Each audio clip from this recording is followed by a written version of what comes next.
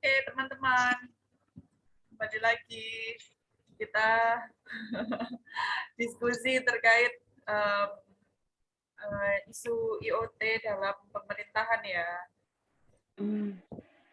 Kita mengangkat isu IoT untuk pemerintahan. Jadi, kalau menurut literasi yang saya baca, nggak boleh tidur nih. gimana Mas? Jadi, menurut literasi yang saya baca itu, IoT itu merupakan suatu konsep yang mana semua hal dan perangkat teknologi menggunakan jaringan wireless, diberikan sensor yang berfungsi sebagai penghubung, pengendali, berkomunikasi dan bertukar data dengan sistem lain dengan menggunakan jaringan internet.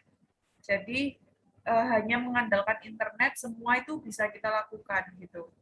Nah, pemerintah memanfaatkan kemajuan teknologi untuk mempermudah dalam melayani masyarakat, terutama dalam sektor publik. Jadi IoT ini diharapkan itu mampu membantu pemerintahan yang khususnya itu memiliki layanan jasa ke masyarakat secara langsung gitu. Nah itu tujuannya pemerintah menerapkan IoT itu pada sektor publik agar masyarakat bisa lebih mudah mengakses dan mendapatkan layanan pemerintah. Itu sih. Nah, menurut teman-teman di sini mungkin dari isu yang kita ambil ini ada yang relevan nggak yang terjadi di lingkungan kerjanya? Silahkan. Izin nambahin boleh Mbak Elsa? Boleh, silakan. Kebetulan di tempat saya di Biro Kesra itu kan di pelayanan masyarakat. Nah, kita udah buat banyak terobosan tuh seperti kayak di Sabasra gitu. Jadi buat kayak kita mau ngasih hibah tuh masyarakat nggak perlu datang ke tempat kita, tinggal upload dokumen di situ. Pokoknya semuanya serba elektronik gitu ya Mbak ya. Cuma di kita tuh ada kendala. Berhubung yang kebanyakan yang penerima bantuan hibah kita itu di daerah pelosok, di sana tuh masih jarang ada internet dan kadang tuh kayak misalnya kita hibahnya ke sekolah.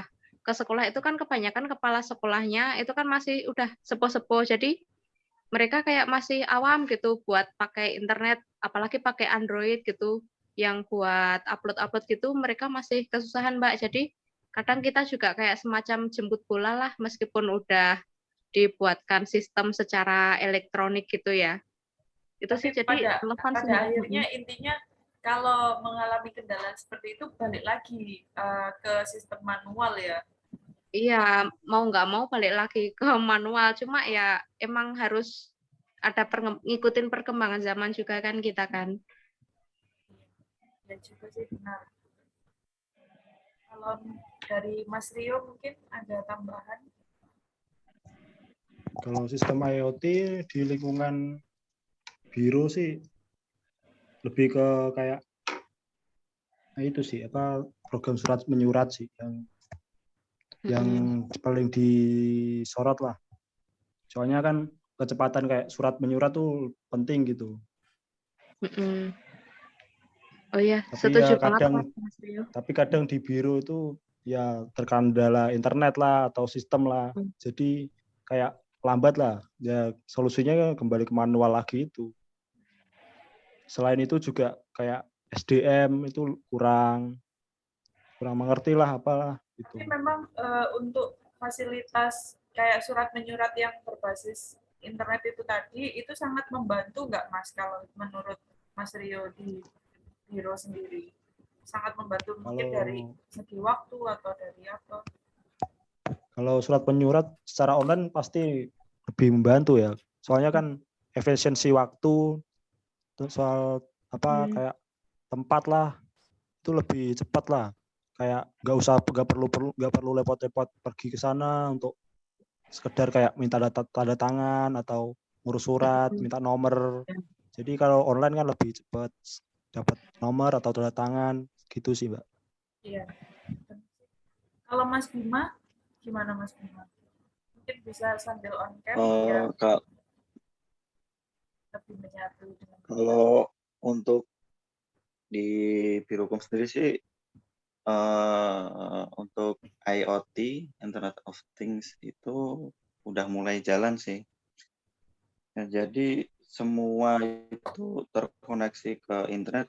Intinya di Birohukum kita punya aplikasi namanya EJM Prokum sama Klinik Penaku. Untuk EJM Prokum itu, jadi kita kalau akan membuat rancangan undang-undang itu, kita masuk aplikasi EJM Prokum, jadi kita tahu rute-rutenya itu sampai mana pengajuannya. Gitu, entah itu dari rancangan peraturan gubernur atau rancangan keputusan gubernur bagi OPD di tingkat provinsi atau di tingkat kabupaten, bikin rancangannya ke aplikasi itu di EJM Prokum. Dan juga Klinik Penaku, kalau di Birohukum itu Klinik Penaku itu untuk konsultasi hukum.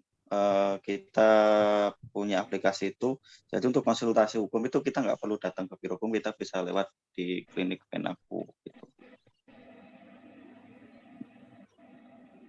Jadi kesimpulannya kalau bisa saya tarik dari teman-teman itu sebenarnya IoT ini sudah diterapkan ya di lingkungan kerja masing-masing dan pastinya juga penerapannya itu ada plus minusnya sendiri-sendiri gitu. Yang paling penting kan dari IoT ini kan kita harapannya itu bisa lebih memudahkan dan mengefisienkan pelayanan ke masyarakat ya. Nah, kalau di Bapeda sendiri, di tempat kerja saya, karena memang tidak memberikan pelayanan secara langsung ke masyarakat, tetapi kan kayak lebih ke pengolahan perencanaan pembangunan, itu kita juga menerapkan IoT itu di di sektor ini ya, untuk pengisian dana UP dan lain sebagainya yang terkait dengan BPKAD itu menggunakan SIPD itu tadi. Nah, penerapannya itu ya pasti ada plus minusnya karena ya balik lagi itu tadi SDM-nya mungkin yang karena sudah sepuh-sepuh dan sudah senior gitu dan sudah terbiasa dengan aplikasi yang sebelumnya yang mungkin lebih mudah gitu. Jadi mereka kayak agak kesusahan dan sistemnya itu juga menurut saya masih butuh banyak ini ya masukan sehingga ya masih pro kontra lah. Jadi intinya di semua sektor pemerintahan sudah berusaha menerapkan ini semua ya teman-teman. Terus mungkin dari Mbak Feti kayak apa sih yang bisa kita paling enggak itu untuk meminimalisir keribetan dalam penerapan IoT ini itu apa kira-kira? Yang jelas itu ya karena di kita ada banyak yang senior itu mungkin bimbingan teknisnya lebih ke yang beneran ini satu persatu gitu diarahinnya gitu. Kalau senior kan agak susah kalau bareng-bareng gitu ya El ya. Iya. Sama itu modulnya juga lebih mudah dipahami sih. Kalau Mas Rio dari yang case-nya yang tadi yang dibicarakan mungkin dari jaringan internetnya atau apa? Iya, mungkin solusi ya itu mungkin perbaiki jaringan internet supaya ya kan kayak kan kita bicara tentang sistem kan. Sistem kan perlu jaringan internet yang kuat lah.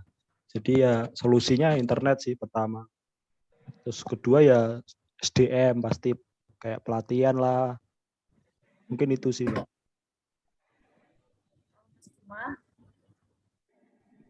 Kalau untuk saya sendiri sih berkaitan dengan aplikasi EJM Prokum dan Klinik Penaku, mungkin lebih update lagi untuk tampilannya sih, biar lebih menarik lagi dan juga pengembangan teknologinya juga, dan juga lebih mengencarkan sosialisasi kepada OPD di Provinsi Jawa Timur maupun di kabupaten kota. Begitu, Mbak. Nah, setuju sih aku kalau ini lebih mengejarkan ini ya apa tadi Mas? Mengejarkan sosialisasi. gitu ya. Sosialisasi. Karena itu juga masuk juga sih di case yang saya ini. Karena kan dari adanya sistem baru ini itu terkadang teman-teman lainnya itu masih kurang gitu loh, minim informasi ini cara gunainnya itu gimana, mengoperasikannya itu gimana gitu. Jadi ya harus bersinergi gitu loh antara informasi yang diberikan, terus juga SDM diperkuat dengan SDM-nya yang mumpuni juga gitu. Nah, ini ada Mbak Claudia yang sudah bergabung bersama kita. Oke, Mbak Claudia bisa dengar? Bisa. Ya, kita ini Mbak kita sepakat ngangkat isu yang terkait IoT di pemerintahan. Jadi tadi teman-teman sudah menyampaikan satu-satu terkait isu itu. Terus juga teman-teman juga sudah coba kasih usulan gimana cara menanggulanginya gitu. Kalau dari Mbak Claudia gimana?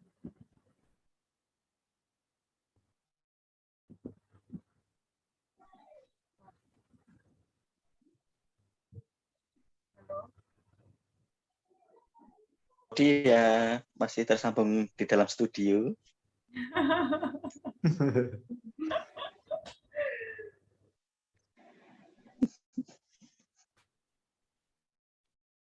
Mas Rio bisa screenshot nggak ya? Screenshotku HP pakai sama. HP jelek. Sama pakai HP juga. Ayo Rek, tinggal 10 menit loh. Ini udah ada reminder-nya. Rio, tolong Rio. Oh, pakai HP, Mbak. Ayo dong Oh, ya, pakai Rio. HP. Aku pakai Pakai ini, HP. aku kan lagi recording, jadi nggak bisa.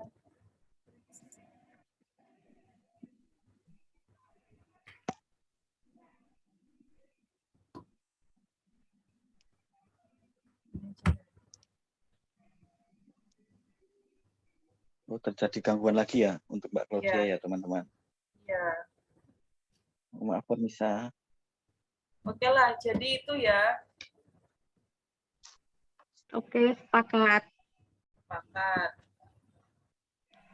Terus apa ini yang mau kita bahas lagi, teman-teman? Intinya itu kan, dari IoT itu bagus, cuman ada kekurangan-kekurangan itu plus minusnya ya. kekurangannya itu harus kita minimalisir gimana caranya. Mungkin tadi kalau dari Mbak Betty itu kan kita harus turun tangan secara manual lagi untuk tetap menjalankan programnya gitu ya. Jadi programnya tetap terjalankan dengan baik ya, mau nggak mau ya balik ke manual lagi, jemput bola itu. Kalau untuk Mas Rio ya mungkin lebih berkoordinasi ke OPD-nya, mungkin memperbaiki sistem jaringan internetnya supaya nggak trouble-trouble. Kalau dari Mas Bima mungkin ya lebih gencar lagi untuk sosialisasi terkait sistem itu tadi ya Mas ya. Ya, betul Mbak. Dan mengembangkan teknologi juga Mbak untuk update. Jadi lebih tampilannya lebih menarik lagi. Oh iya ya, mengembangkan teknologi biar tampilannya lebih menarik lagi. Oke. Ini Mbak Claudia mencoba bergabung.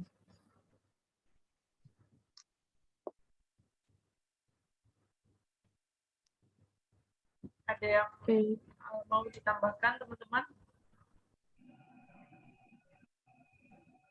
Kalau dari aku sih cukup ya Mbak Elsa ya, karena kan udah nentuin temanya plus minusnya sama apa namanya solusinya gimana udah dapat sih tadi.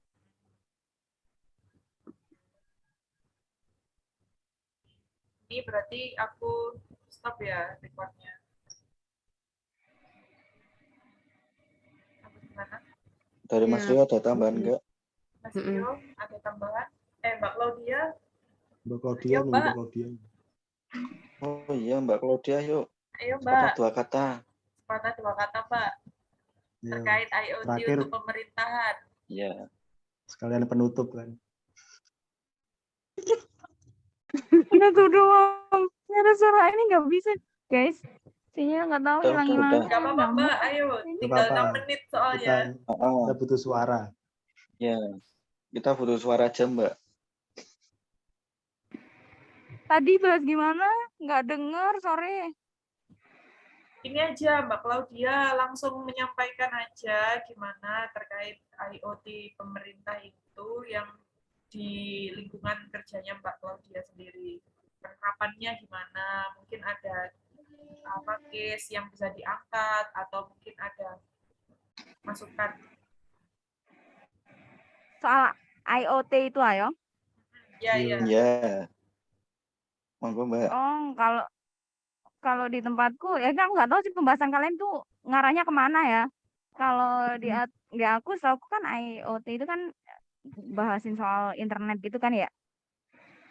Betul. Ya, Internet betul. di apa namanya Betul. pelayanan publik ya kan. Nah kalau di tempat di biroku sih udah itu ya penggunaan untuk pelayanan publiknya di persuratan sih udah mulai udah dibenahi dalam bentuk web. SMS namanya. Nah, itu jadi kayak itu dimulainya mulai 2019 sampai sekarang. Nah, mungkin yang bisa bikin cepat pelayanannya adalah masyarakat bisa ngakses sendiri gitu loh perjalanan persyaratannya itu udah sampai mana gitu. Tapi kalau kelemahannya, kalau wifi-nya atau internetnya trouble, itu wis nggak bisa ngapa-ngapain. Itu sih. Sama database-nya itu lemot, servernya lemot karena semua nggunain internet, akhirnya ya itu hambatannya cuman kalau kita pakai internet ya kan. Itu sih kalau di tempatku.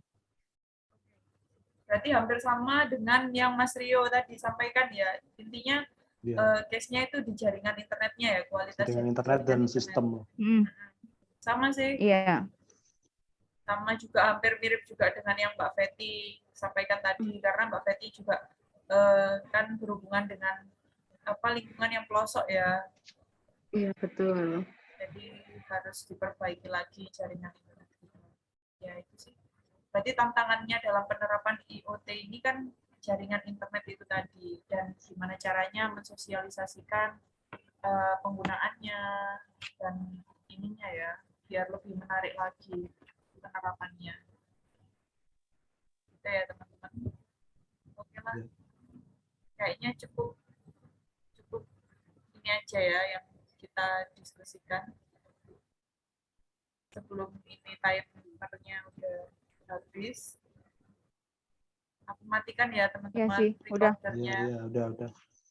Ya, terima kasih. Kak foto saya ayo. Mbak Claudia minta tolong Mbak, mumpung sinyalnya bagus, kita foto yuk. Oke. Iya, oke. Ayo guys. Ya, betul. 1 Bim, manumu Bim. 1, 2, 3. Di depanku Bima buruk.